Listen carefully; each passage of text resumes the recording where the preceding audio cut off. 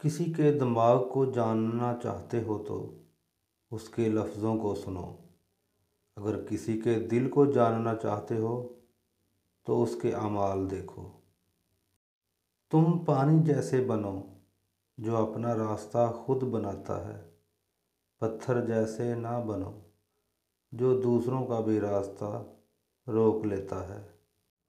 چہرہ کے ساتھ دل کو بھی صاف رکھا کیجیے، کیونکہ اللہ کی نظر چہرے پہ نہیں دل پہ ہوتی ہے۔ جو انسان جتنا خاموش رہتا ہے وہ اپنی عزت کو اتنا ہی محفوظ رکھتا ہے۔ کڑوی زبان والے کا شہد بھی نہیں بکتا، میٹھی زبان والے کا زہر بھی بک جاتا ہے۔ غم کی بڑی کارروائی یہ ہے کہ غم تمہیں بہت ہی نرم کر دیتا ہے۔ اگر غم نہ ہو تو انسان پتھر ہی رہتا۔ سورج اور والد کی گرمی برداشت کرنا سیکھو، جب یہ ڈوب جاتے ہیں ہر طرف اندھیرا ہو جاتا ہے۔ تم اللہ تعالیٰ کے ذکر میں دل لگا لو، سکون اور اطمینان تم سے دل لگا لیں گے۔ علم وہ نہیں جو آپ نے سیکھا ہے، علم تو وہ ہے جو آپ کے عمل اور کردار سے ظاہر ہو۔ کسی بھی حالت میں اپنا حوصلہ مت چھوڑو، کیونکہ لوگ گرے ہوئے مکان کی اینٹیں بھی اٹھا کر لے جاتے ہیں۔ باہمت لوگ کبھی ہارا نہیں کرتے، یا تو وہ جیت جاتے ہیں یا وہ سیکھ جاتے ہیں۔ انسان کا غصہ بھی عجیب ہے، وہ اپنے سے بڑے اور طاقتور کے سامنے تو غصہ کنٹرول کر لیتا ہے، لیکن اپنے سے چھوٹے اور کمزور پر غصہ کرنے میں دیر نہیں کرتا۔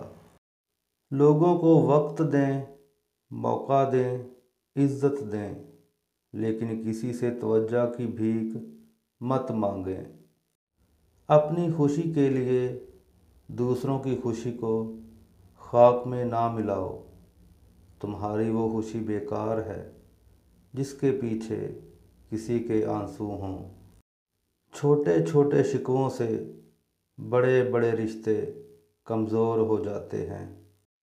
دوسروں کے درد مٹانے والے بن جاؤ، اللہ تعالیٰ تمہارے درد مٹا دے گا۔ اچھی عادت کی مالک نیک اور پارسا عورت کسی فقیر کے گھر میں بھی ہو تو اسے بھی بادشاہ بنا دیتی ہے۔ منافق لوگوں کی پہچان، یہ آپ کی خوشیوں میں سب سے آگے اور مصیبت میں سب سے پیچھے ہوں گے۔ اگر تمہارے پاس مخلص دوست نہیں تو تم سے غریب دنیا میں کوئی نہیں۔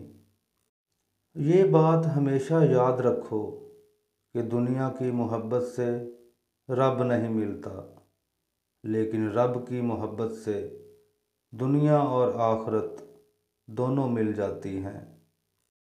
حضرت علی رضی اللہ تعالیٰ عنہ نے فرمایا، کمینوں کی دولت تمام مخلوق کے لیے مصیبت ہے۔ جسمانی امراض پرہیز سے جاتے ہیں اور روحانی امراض پرہیزگاری سے۔ مومن کی راحت کس میں ہے؟ اگر غفلت ہو گئی ہو تو سجدے میں، اگر گناہ ہو گیا ہو تو توبہ میں۔ غصہ ماچس کی تیلی ہے جو دوسروں کو جلانے سے پہلے خود جلتی ہے۔ تین لوگ جب آپ کے سامنے بات کر رہے ہوں تو انہیں مت روکیں، والدین، بچہ، غم زدہ انسان، کیونکہ ان کا دل بول رہا ہوتا ہے۔ نیک بننے کے لیے ایسی ہی کوشش کرو جیسی کوشش خوبصورت دکھنے کے لیے کرتے ہو۔ ماں باپ کی تکلیف کو نظر انداز مت کیجیے، یہ جب بچھڑ جاتے ہیں تو ریشم کے تکیے پر بھی نیند نہیں آتی۔ جو تکلیف تم خود برداشت نہیں کر سکتے وہ کسی دوسرے کو بھی نہ دو۔ اپنی زندگی ایسے جیو کہ اللہ تعالیٰ کو پسند آ جاؤ۔